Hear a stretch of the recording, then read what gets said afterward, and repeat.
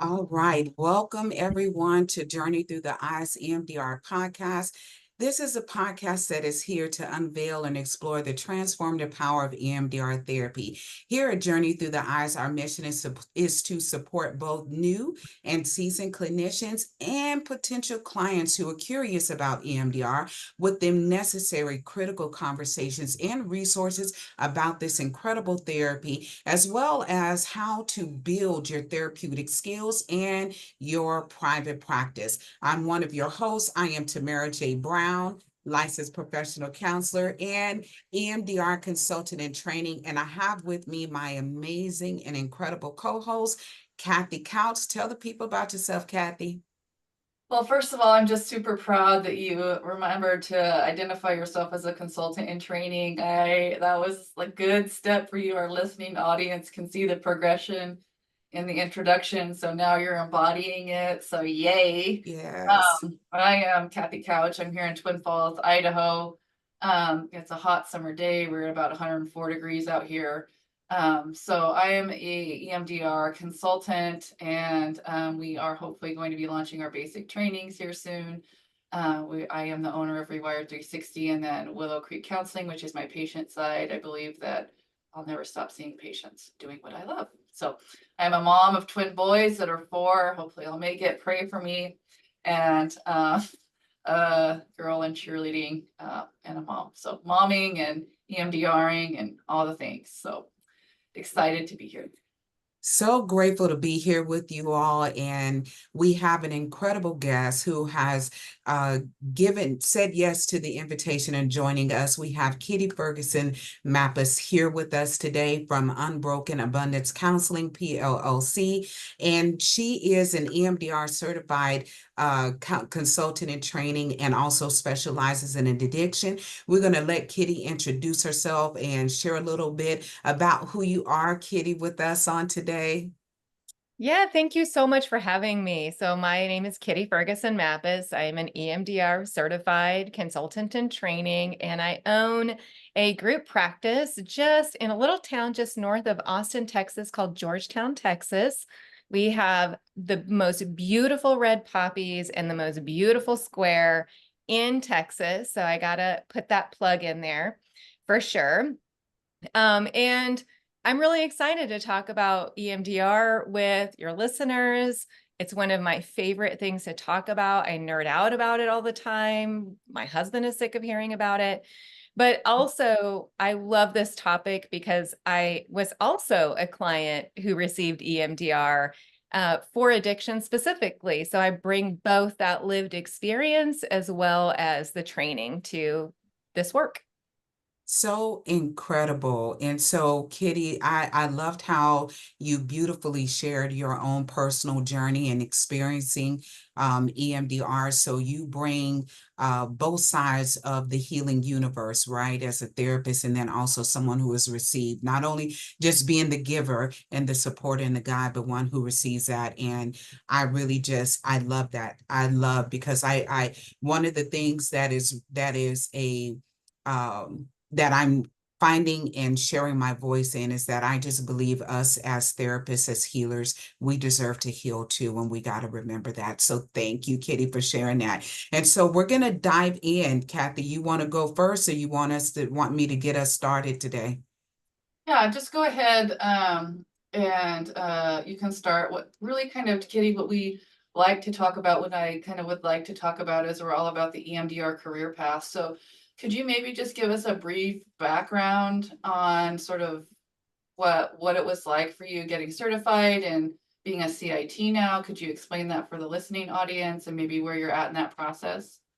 Absolutely. So my EMDR training process really started with receiving EMDR from my own therapist and it's just living through that powerful transformation of EMDR on issues related to complex PTSD, and just that connection and hope that I received from EMDR. So that was even before I was even thinking about being a therapist or anything like that, and was part of what made me want to be a healer in this way. And so bringing both that lived experience and professional expertise to the therapeutic relationship. So, I went to school, and then 2020 happened, which, I was really in the trenches through that year for sure. And I just worked with so many traumatized individuals through the pandemic that at that time, I was a pre-license. I was an LMSW. I'm an LCSW now. But I was an LMSW, brand new to the field professionally, cut my teeth in the pandemic times.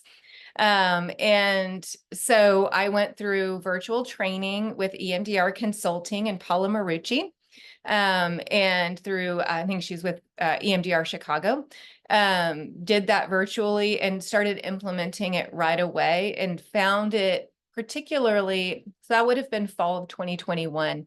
People were still so deeply traumatized from lockdown and all of those things that they needed relief quickly and efficiently. And so I was providing that kind of therapy, and I really kind of took my time. There's so many trainings we can do. We can just fall down a rabbit hole and spend a lot of money getting trained in various modalities and specialties and all those things. So I actually sat just in that EMDR trained state for about a year, and honed my skill and just kind of let it sit in my system and my nervous system before deciding to pursue certification. And I got really clear for me on why go through the expense of certification and what does that mean to me and all of that. And so it wasn't really until maybe summer of 22 that I started my certification process. For me, it was important to get certified because my clients are very high acuity, DID, dissociation, self-harm, addiction, things like that. And I wanted to bring that level of expertise, training, and guidance. I also really wanted to have, not just to bring my own lived experience, but to have somebody check me. Where's my countertransference coming into this work so that I could really serve my clients well? And so it was through that, I just really believe in the power of EMDR, and also as a business model. Like, at the end of the day, we got to make a living. And I will say right now, 90% of my clientele are actively seeking EMDR.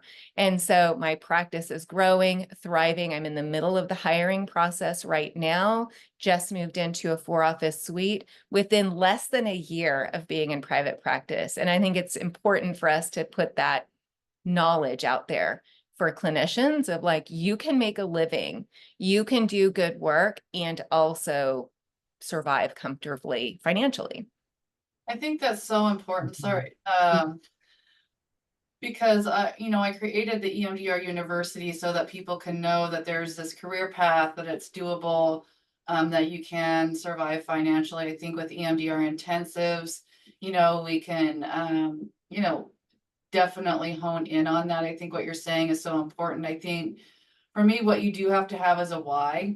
You do have to have a why. Why get certified? For a lot of people, it's because for me, it was, I want to become a professional and I want people to have trust and, to trust me and trust what I'm doing. And so that was my initial why. I think it's so beautiful that you've come so far in 5 years, just about. I think that's amazing. And I really like how you're talking about that career path and sort of what your why is. Incredible. I so many layers, right, Kathy, on how many things that we often talk about in the Rewired community, and looking at on a therapeutic standpoint and a business model on how we have a right to thrive through the work that we love to do with EMDR, and that it is possible. So I'm hoping today that with the listening audience and those who come across this video who are either new or seasoned with EMDR and trying to find their way, right, on the path to doing more than just what they've been doing, but getting into the spirit of thriving, that they hear the message that it is possible. honing in on it, right? I wanted to ask you, Kitty, because I started out in the mental health field serving as a licensed chemical dependency counselor. And so I was really excited to speak with you today, especially through an EMDR lens, because when I started out, I was treating men in an all-males prison facility. And then I moved to community health and was providing, substance abuse counseling for dual diagnosed folks there. And the one thing that I noticed, right, because in that setting, I was not doing EMDR, I was primarily doing traditional therapy, cognitive behavioral therapy. And it would seem like they would have these awesome breakthroughs in the session. And then 3 weeks later, they were back at the same habit. And so I want to hear from you from an EMDR lens, right? What would you say, first of all, and sorry if this is a double question, the role of trauma and what it plays in addiction, and then what would you say about traditional CBT or talk therapy versus EMDR and how it supports and gets to helping and serving those who are dealing with that challenge in their life? That is such a great question and such a great way of thinking about it. So I think first and foremost, the important thing to know about addiction is it's just a coping strategy. That's all it is. We're figuring out how to survive. And it's really in line with kind of the dissociative component, the flight part of our fight, flight, freeze.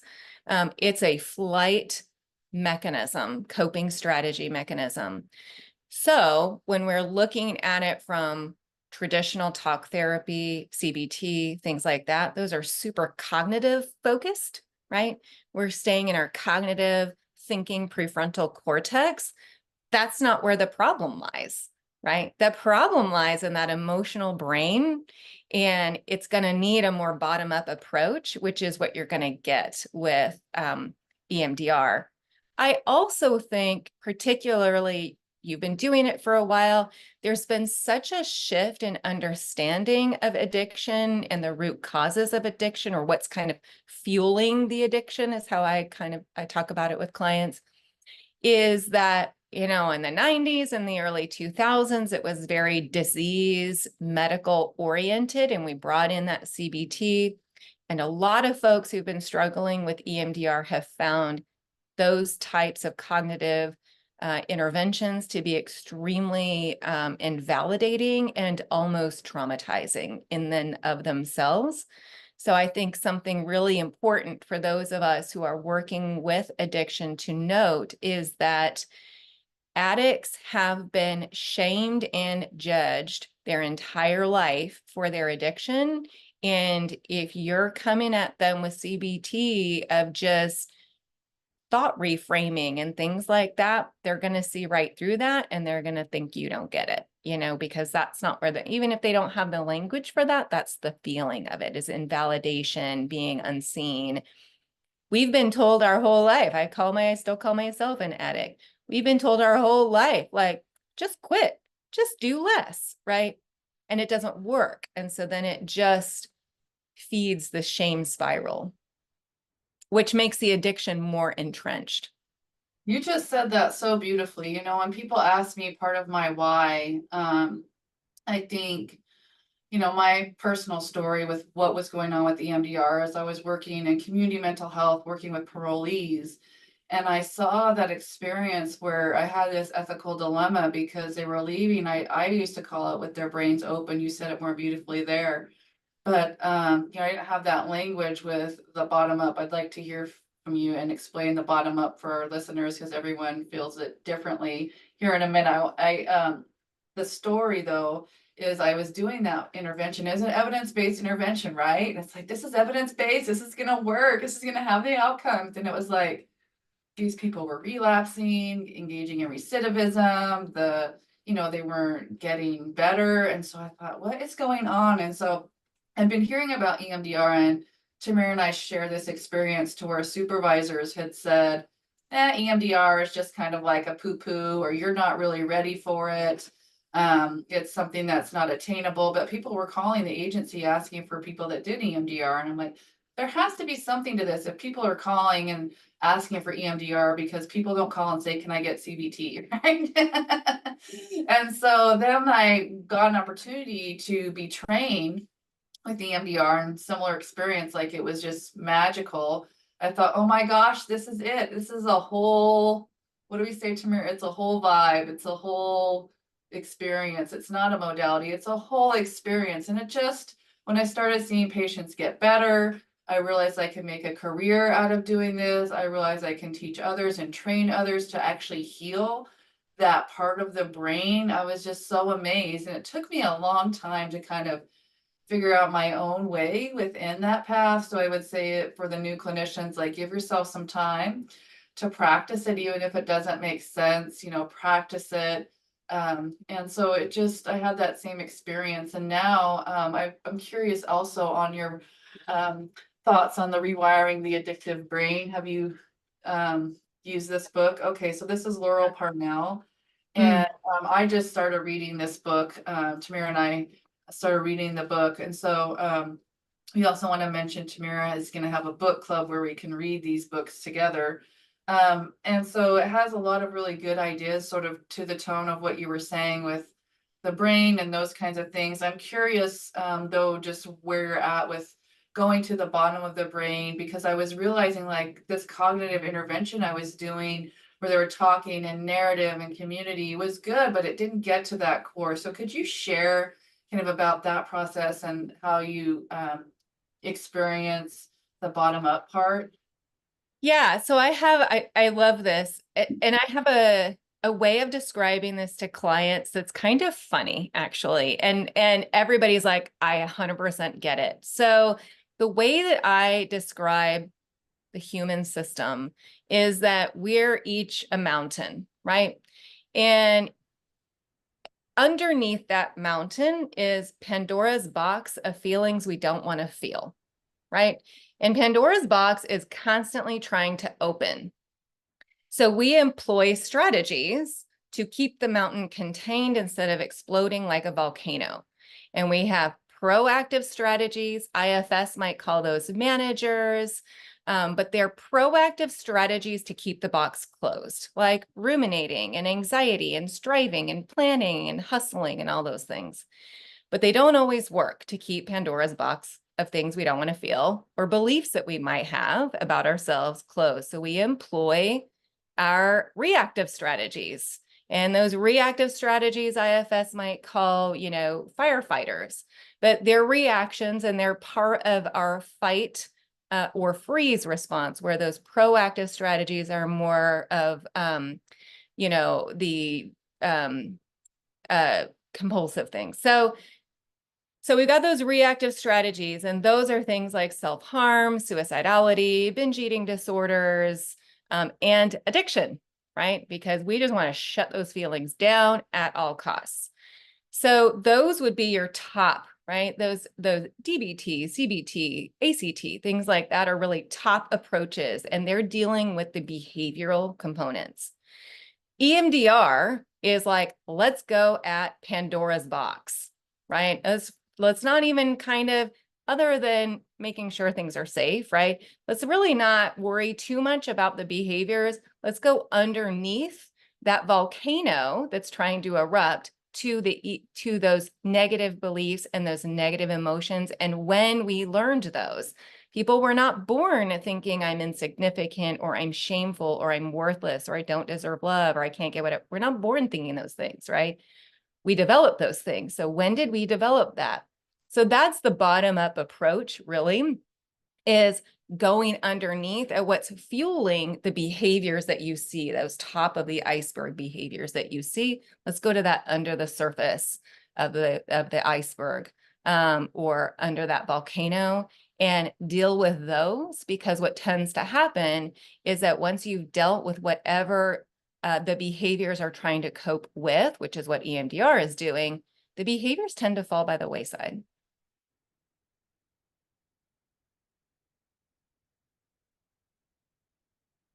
I love Yeah. that, right?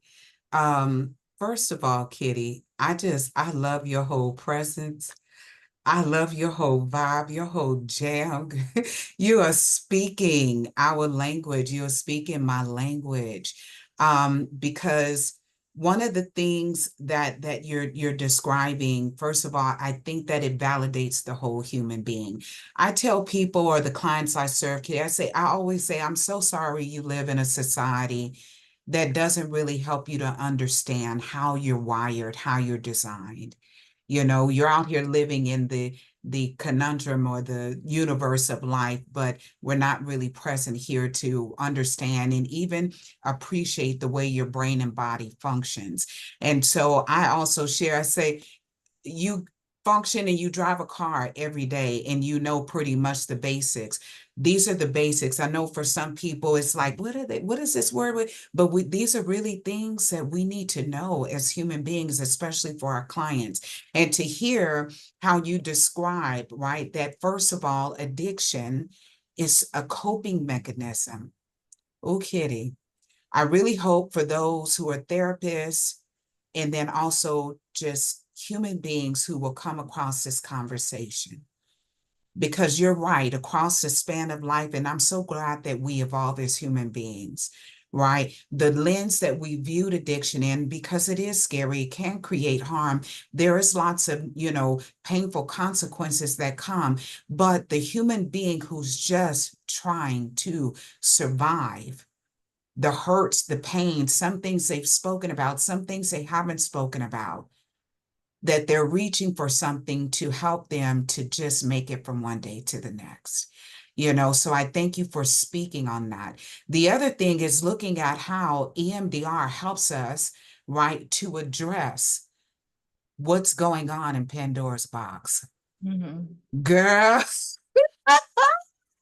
you know, you know how folks will say, I don't like the feels, or you got me in my feelings, or I don't like this part of all of that is inside of that treasure box we call Pandora's box. Mhm. And that is where not only the challenges, the hurts, the pains, but also where the healing that we get to witness through EMDR, where it takes place, right?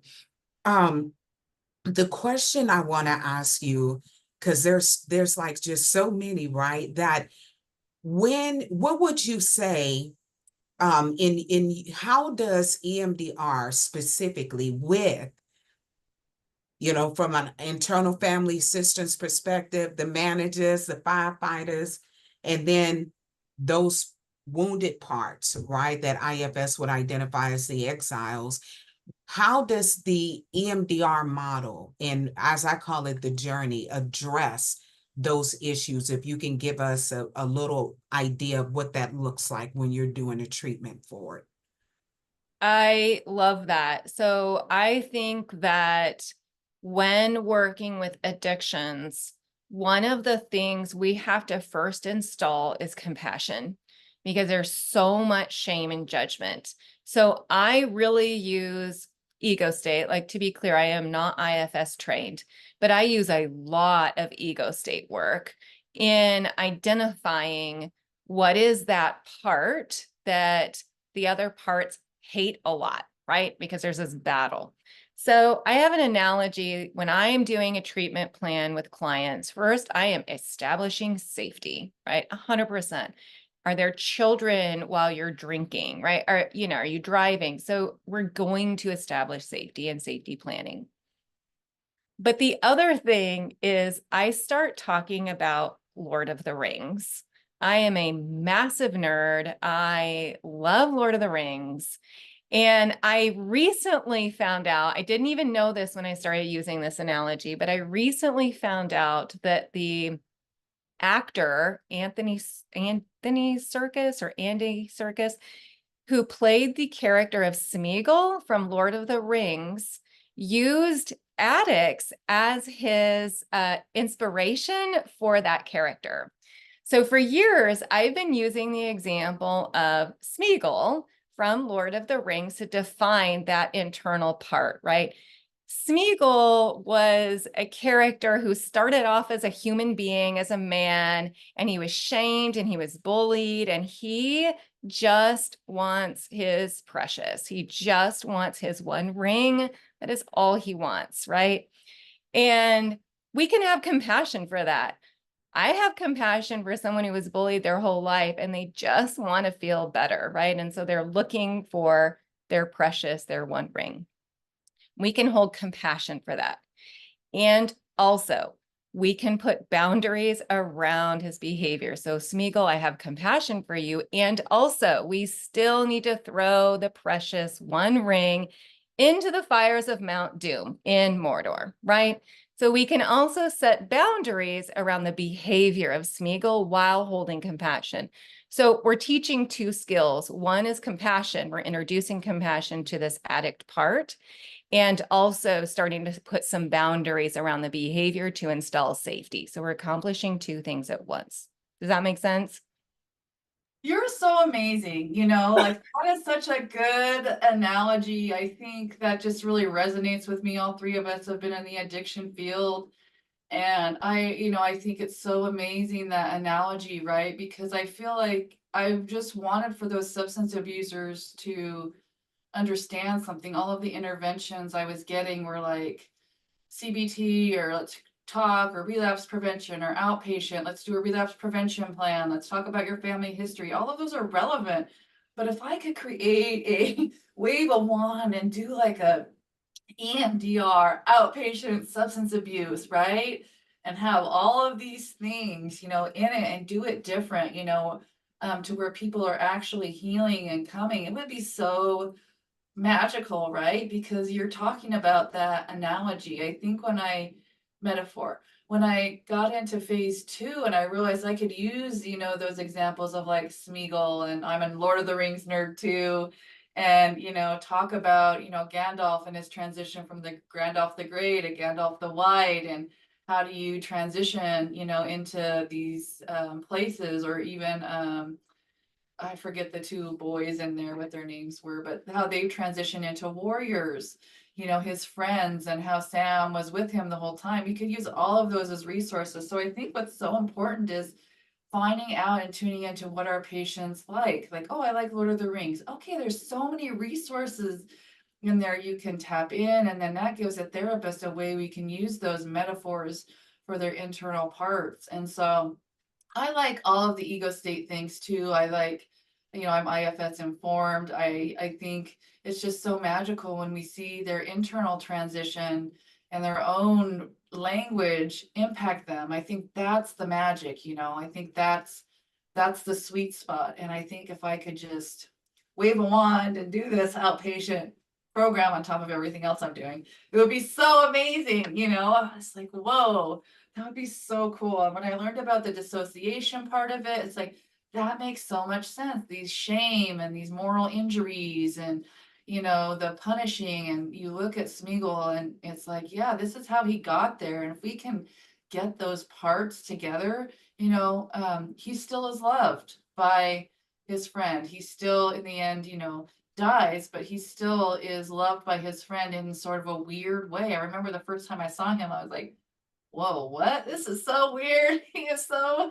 this movie right here. So it was just, thank you for that. That was amazing.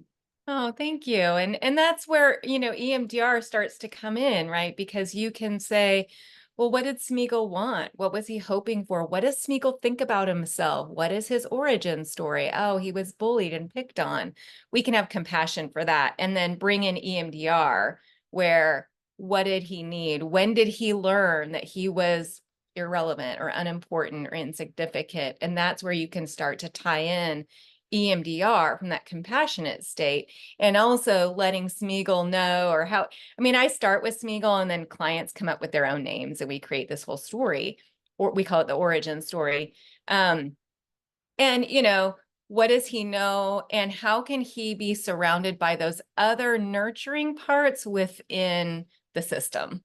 Because we also have strong parts, we have warrior parts. And so how does the whole system come together to make Smeagol not feel alone and isolated and abandoned and supported? Kitty, you are divine. Oh my gosh. First of all, I want to say to you because one of the things I've been doing EMDR since 2021. And it would be interesting, but my assumption here would be that when we first get into it, you all probably can attest to how big of a learning curve moving from traditional talk therapy into an incredible therapy like EMDR is. And on the journey, one of the gifts I feel you are giving us as EMDR clinicians is how to make the therapy model your own, you know? And I think that for those, and I just want to really hone space for, therapists who are new to the EMDR universe, and even the ones who are seasoned and who are coming out of the community or systems type of care and want to spread their wings and want creativity. And you are introducing us to what Dr. Francine Shapiro said to us is make the model your own as you grow with it, be with it. So I thank you for that. The other thing is you are igniting my heart and my soul for community and for human beings. I'll be honest. I'm almost like in tears because there are so many people. We live in a society, right, that often teaches us this monolithic type of perspective about the mind, right? That in other words, you should have one mind. There's so many people who can probably resonate with what I'm getting ready to say. I feel like I'm going crazy. There's things about me I can't stand. I don't like this part of me. One part of me wants to go get a piece of cake, the other part doesn't. One part of me want to drink some wine, and the other part knows I should. And so, in a lot of the times, we don't recognize because we don't have enough clinicians, in my view. It would be very powerful to hear you all's perspective. We don't have enough clinicians now that we're on the other side of COVID. And basically, the world is at our fingertips with some limitations, of course, but we have platforms where we can now help do more than just do the job of therapy, but bring the therapy, bring enlightenment, healing, love into communities, and provide information people ordinarily wouldn't have access to, such as recognizing, no, you're not crazy. Yeah, you do have different parts. It doesn't mean you have split personality. In some cases, there may be true, but as a regular, everyday human being, you have different parts, and those parts have a story. Those parts have needs. So when you talk about ego states and things of that nature, just helping people in community to be validated, you're not crazy, and no, there is nothing wrong with you. As a matter of fact, everything is right about you. Just those parts are needing support and help. The piece I want to ask you here, Kitty, because you said something, it's my word, compassion. Mhm. In your view, how important is the role of both compassion for both the EMDR therapist or the therapist in general, and for the human being? And I say the human being, the person who's getting therapy, and maybe the person who needs it hasn't decided on it yet. How uh how important is it? It is all important. I mean, that is the foundation, right? I have an analogy that I use with clients called building the safe house. And basically the way that it works is you have the footing of the house, which is your your neurotype that you're born with, your temperament, things like that, genetics. You've got the foundation, which is early childhood, the things that you learned early on in life, your attachment style, things like that. And then you have the walls of the house. And those walls are built by flexibility, connection, community, and, well, curiosity and compassion. If you don't have compassion, then you're not going to be able to make sense of all the things coming at you. You're not going to have flexibility of relationships. You're not going to be able to have rupture and repair because you're not going to have compassion. The house is sheltered by boundaries, right? Boundaries are what keeps the roof from leaking and, ruining the inside of the house. Boundaries are what protects the house, bounces off those things that no longer serve us. It needs to allow enough in to protect the inside of the house and also allow people in so that we can have community connection, but also we can maintain internal connection with those parts. Connection isn't just about, exterior people. It's also internal. I'm connected to my body. I'm connected to my parts. I'm connected to my strengths and my weaknesses and tender spots and things like that.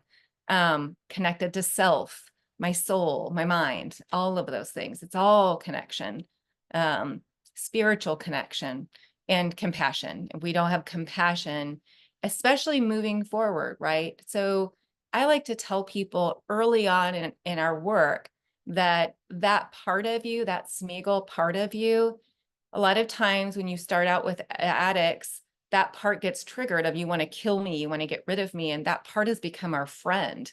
So I actually want to use compassion and connection. No, you don't have to get rid of that part of you. That part of you is serving a really important purpose. And after we heal and years down the road, that voice, my addict voice pops up in my head. And then I get curious and I'm like, why? Why is that voice coming up? I haven't thought about using, and now I have 12 years of sobriety. Why am I thinking like that's not even a thing I think about? Oh, I'm going to be curious. Why am I thinking that?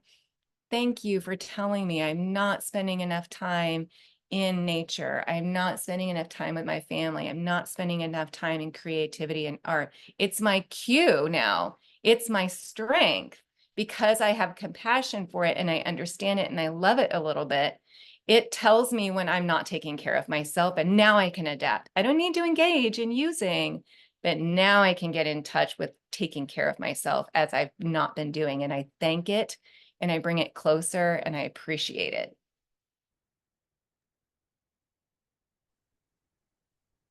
Girl, that's a Michelle Obama mic drop. Or what is the healer?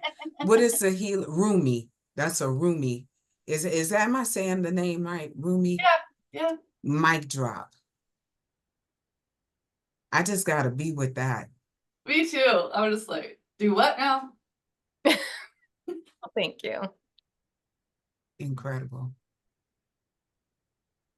It's so amazing, right? Like, I think the whole dilemma is like when I, I'm like, and for the new therapist, I would say, you're in EMDR, gotta do the protocol. I gotta do the protocol. I gotta do the protocol. And then you get into like these beautiful ways we can divine it and create our own self in it and bring ourselves fully, because it was very clear to me in my basic training, don't bring yourself. This is not DBT. Well, what do I do then with all these other skills? And then when I found out, like, I could bring my resourcing and my meditation and the yoga and all the things, I was like, whoa, this is so cool. And it's like you've used several metaphors. I think that visualization is just so important. And when I realized that, it was just opening up for me, it was so amazing. I think of EMDR and the protocol as, as therapists, I actually think what we do is more art form. We're sitting with a person and that person is their own canvas. And EMDR is the type of paint that we use. And we need the structure of the protocol because that's the memory reconsolidation, right? That's the neuroscience. That's the thing that is happening. And the way we paint with it, once we really understand the basics, that's when we become artists, right? Artists learn their craft by copying. And that's some of what basic training is. I'm learning the basics of this art form. And once you embody that and you get it, it becomes a creative process with each person and each client and what they need. And that's what we're doing. Didn't mean to interrupt you there. What is your goal? Can you talk a little bit about your goal as a consultant and like, are you wanting to help people with that craft, or what is your ultimate goal? Yeah, I haven't really figured it out. I love EMDR so much. I just want to keep doing it and keep moving in that direction and learning more.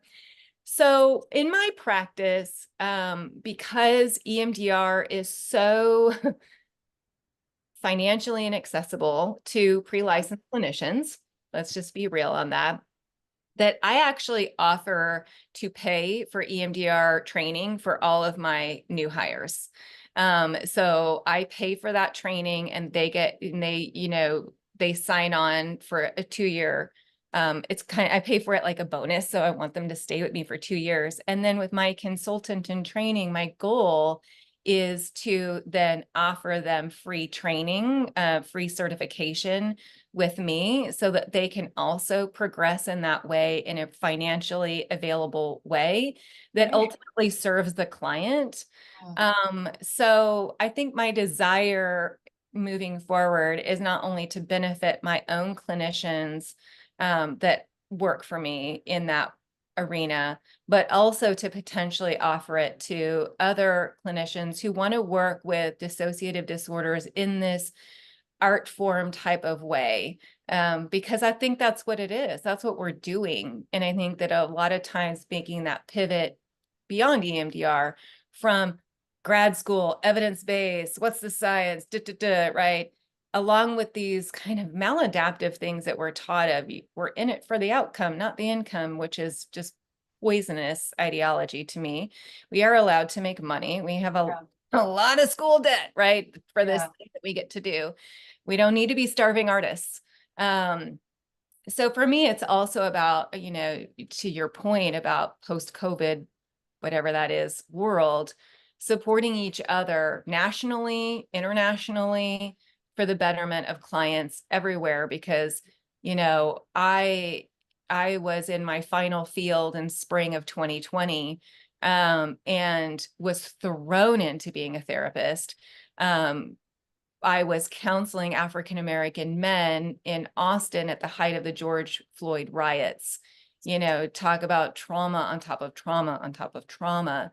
And, I think that for those of us who are trained post-COVID, we're just a different breed, Yeah. we're just a different breed. And I think we need to be spreading that around and getting more clinicians in that vein. I laugh because my basic training was in 2019. I was pregnant. I thought it was one child, but then it was twins. Girl. I was like, girl, I need EMDR for this thing. You have this like unexpected thing. You're really grateful, but you want everything to be okay. And then they were here right before the pandemic, so I took some time, and it just was a whole thing. So I think I'm right with you there. I think it's just been very magical. And I think it's just, I want people to know how to find you, to consult with you. How do people find you? What's a good type of referral for a clinician that's looking to be EMDR trained or consultant for you? How is the best referral for you? So they can come through my website for sure. That's unbrokenabundance.com, and contact me through there is 100% workable. I'm also on Facebook. I have a Facebook page. I am in several of the groups, so people can DM me if they'd like through Facebook. Can you share your name for those groups? Yeah, so those groups, I'm under Kitty Dunn, D-U-N. Okay. It's the last name in part so clients don't find me on social media, that is. And then always they can email me. I have to say that the way that I came up with the name, even Unbroken Abundance, has to do with EMDR, Oh which yeah. all my clients come in and they're like, I'm broken. And I'm like, but you're not broken. And they have a scarcity mindset. There's not enough, right? There is enough. There's enough love. There's enough time, all those things. And so every time they have to say the name of my practice, it's a dissonance and it's a challenge to that negative neural network. It's like, I know, it's so nerdy, right? That is But I'm so like, cool. I'm challenging. Every time you say the name, you're building that positive neural network. So That's so definitely, cool. yeah. So they can email me, kitty@unbrokenabundance.com, and make a request. I'm also on the EMDRIA website, listed on there as a CIT. So they can reach me through there too. Good. And what kind of specialties do you offer? You do addiction? Do you do other kinds of things with dissociation or other things maybe clinicians can find you for? Yes, I do a lot of addiction, complex PTSD in a variety of stripes, and dissociation. I actually have clients with diagnosed DID, and I do that assessment with the MID, DES, of course, MID, Cambridge, and I'm going to get training in the SCIDD, which is kind of the gold standard for diagnosing DID specifically. And so they can come to me for those things. I have a lot of training with Farnsworth Lobenstein. I've done training with Dan Siegel for IPNB. So really rooted in that interpersonal neurobiology. I'm deeply scientific and also really creative in the analogies. And clients resonate with that, right? That's client language. And so kind of, as I tell my interns, we're a little bit bilingual, right? We speak the language of science in a way that is very accessible to our clients. I just want to say my twins and my daughters, we like the movie Hotel Transylvania, and then there they say we zinged. And so I feel like I'm zinging with you. It's like, oh yay, I found a person for my tribe. This is so fun. So I hope that you'll invite us to be part of your tribe as you experience different things, add us to your mailing list, whatever it is, because I just really appreciate the work that you're doing and who you are. I think it's so magical. So thank you so much for all you're doing. You just filled my cup today. Oh, thank you so much for having me. I would absolutely love to continue working together and Yeah. growing this community of, ethical and financially sound trauma therapists. I love that. Well, Kitty, you definitely amplified the song in my heart. I'm so serious, just from so many angles. As an EMDR consultant in training and just a woman of color entering into this space and calling on all kinds of courage and confidence in choosing to invest in myself to grow, not just as a therapist, but as a healer. Man, oh man, have you just created such a beautiful, beautiful stepping stone, for me, and I'm sure for so many others. Encouraging hope. One of my passions is for the new therapists who are coming into the EMDR universe, for therapists in general, simply because I just think we're doing beautiful work, but we get so busy trying to get it all right, trying to get the nuts and the bolts, and we forget that we matter, and we forget to nurture the healer within us so that that healing presence can really be made manifest in the sessions that we are providing to incredible human beings. And my goal is to remind us of the healer on the inside of us and to kind of organically, in in a sense, spiritually, reinvite or revive the spirit of the healer, especially now for ourselves and for the beautiful people we serve.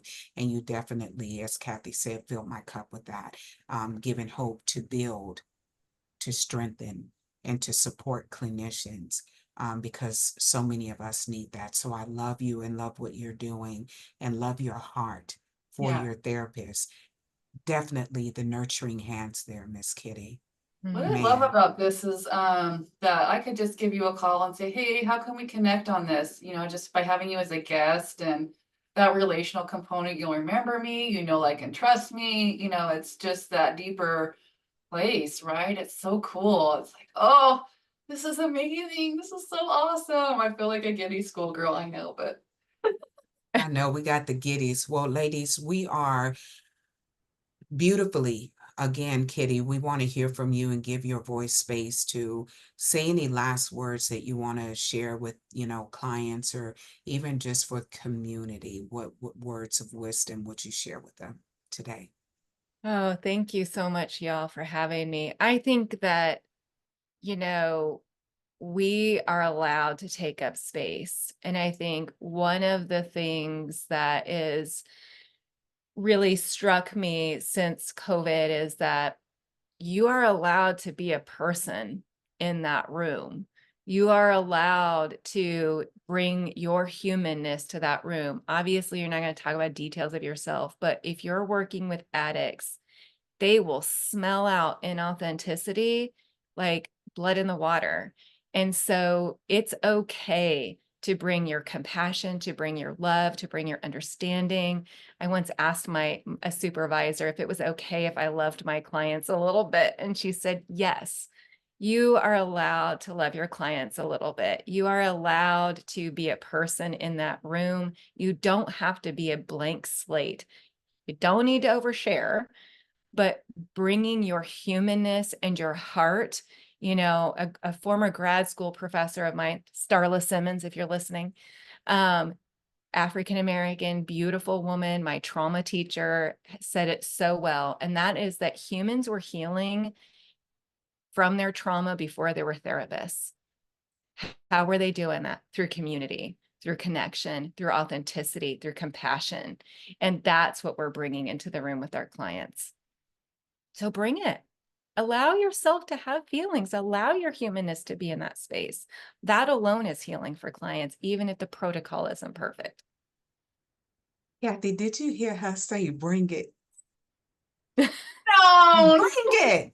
She said, bring, oh, good. Miss Kitty, we got to have you back, okay? Yeah, we do. I Yeah. got to be back. I want to partner with y'all. This has been so great today. Oh, Yeah. gosh. So, friends, community, you can find Kitty at unbrokenabundance.com. Please connect with her. Okay, email her, press rewind, and Kathy, take Yeah. us out. Yep. So we are Rewired 360 Journey Through the Eyes podcast. You can find us. We release every other week at 6 a.m. on the podcast. You can find it at rewired360.com. We have our EMDR certification and training programs to walk you through from being a new clinician to an EMDR consultant and trainer. We'll launch our basic trainings next year. So we're so excited. We'll start our consulting programs in September. We have a wealth of grief and loss classes and trainings with Stephanie Pierce, who's also a thanatologist. We have our documentation training, and we just are here for it. So you can reach Tamera, myself, for any EMDR consultation, women's health issues, grief and loss transitions. We'd love to support you in our consulting. Thank you so much, Kitty. You're a beautiful human soul, bringing light to the EMDR universe. So we're so grateful for you, and we honor and see you. Thank you so much, friends. We'll see you next time.